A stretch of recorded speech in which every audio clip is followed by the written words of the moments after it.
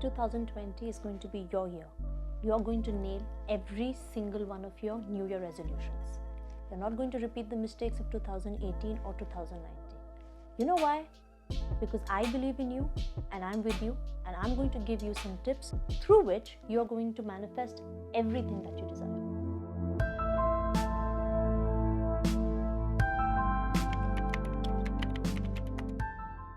Hi, my name is Akansha and welcome to my channel. As you saw from the trailer, I talk about mindset, motivation and manifestation. Today, however, I'm going to talk about New Year resolutions, specifically how to nail them. Okay, since 2020 is starting, it's the beginning of a new decade. You feel excited, even though you don't know it subconsciously, because so many pictures are there on Instagram and so many pictures are there on social media. You invariably start feeling so excited. So this excitement, this emotion can be used to manifest good things in your life. But in order to do that, you need direction. You need to know where you're going if you want to achieve these goals. So before I tell you how to achieve these goals and what are the practical hacks, let me just tell you what happens to me every time. See, I'm not a party person, so I like to sit back and just write my goals. So on 31st night, I'm usually found on the couch with a nice piece of paper and I'm writing my goals. And because these goals are usually so big, like sometimes I'm talking about walking every day night, sometimes I'm talking about running every day after work, or I'm thinking about having a salad every day for dinner. So I feel very proud or very excited for even choosing these resolutions. Okay. But what happens as the weeks start to go by, the novelty kind of wears off. And then going for a run, it kind of becomes boring. And seeing that salad over and over again, it becomes kind of unappetizing. And I think this story or my situation would seem very familiar to you also. And that's because I realized that the fundamental thing that we were lacking is commitment. Okay, so if I'm going to give you an analogy, commitment can be defined like a glue. If our future self is a house, okay, so the commitment is the glue which is used to put all the bricks together. Without commitment, you cannot have a solid building, you cannot have a solid future. But the reason why we don't have commitment, in Hindi we call it aankh ka bhook. Aankh ka bhook. It's basically a tendency to overestimate yourself or to overachieve. What happens, for example, like if you go to a buffet or any restaurant which has like a lot of food, you kind of overfill your plate because you think that you can eat everything and you want to get the maximum in the minimum amount of time. But you don't realize that sometimes you feel full after 2 bites. And just so that you don't prevent this overachievement and then you feel bad, you need to really self-analyze. And that is in fact the first tip. You can only achieve goals if you are really, really confident and sure about why you want to achieve these goals. So my first tip in my tip is to write down the goals. There's a study, I'll try and link it in the description box. It says that I think 90% of the people are able to achieve their goals if they write it. So isn't that incredible? So you should write down your goals, but it's just not like I want to eat healthy. You have to dig deep down. Why do you want to be healthy?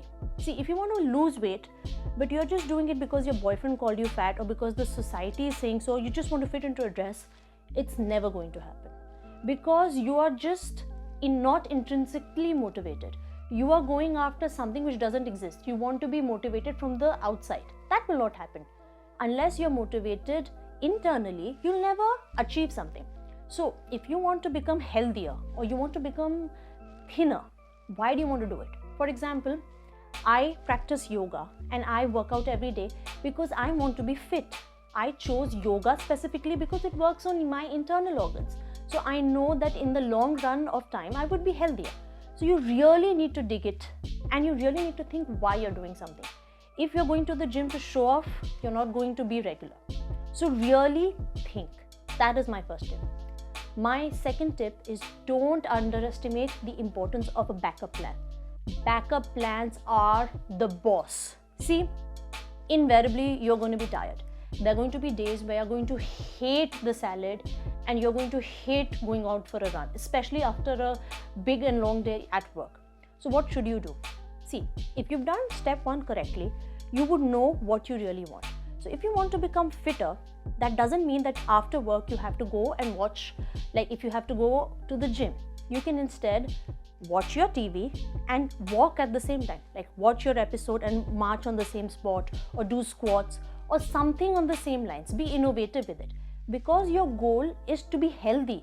It's not to go to the gym and make friends and just check in on social media, right?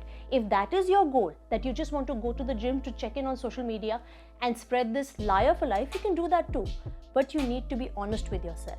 If you're honest with what you want and why you want it, you'll stick to it. So be a little innovative, and a backup plan should have a minimum threshold rate.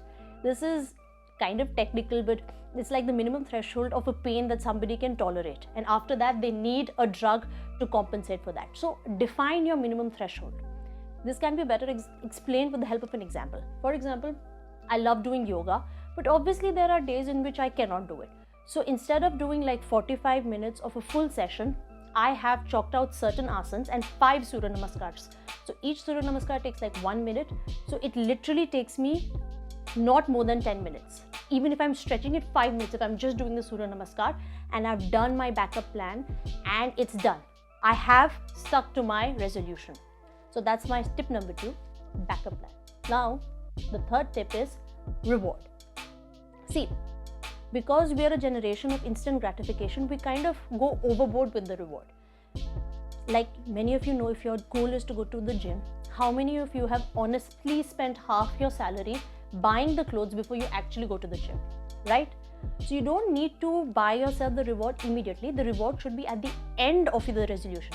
For example, if I want to do yoga and I've done it for a week or a month, then I reward myself by either buying the workout clothes or going to a resort, right? I'm not going to spend money on this and then do it, because what happens if you use the reward early on, you feel this unnecessary pressure, and then in order to compensate for that pressure, you start to overwork. Like because you have these nice clothes, you want to run a little more on the treadmill, and as a result you become a little more tired. So this is not sustainable. You will do it for a few days, but then you will be so demotivated because you're internally tired. So you must use a reward and use it stepwise. So if you've done it, like you can plan out your year, do it in increments. If I go to yoga class throughout January, I'll buy myself a sports bra.